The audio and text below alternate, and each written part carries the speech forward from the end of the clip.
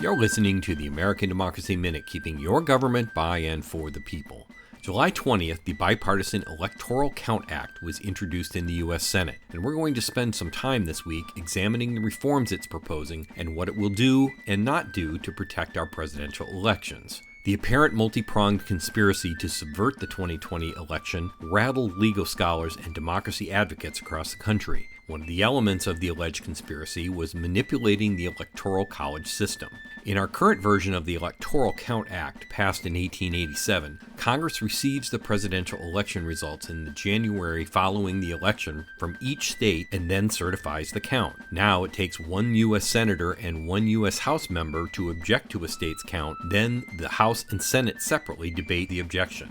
The changes to the Electoral Count Act just introduced would require that 2/5 of the state's federal legislators must object for the objection to be considered in a vote, a higher bar. The bill also defines the vice president's role as purely ceremonial, dispensing with the interpretation that the vice president has the power to change the outcome of the election.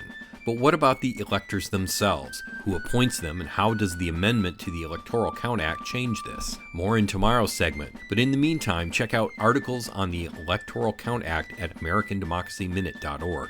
Granny D said, democracy is not something we have, it's something we do. For the American Democracy Minute, I'm Brian Beal.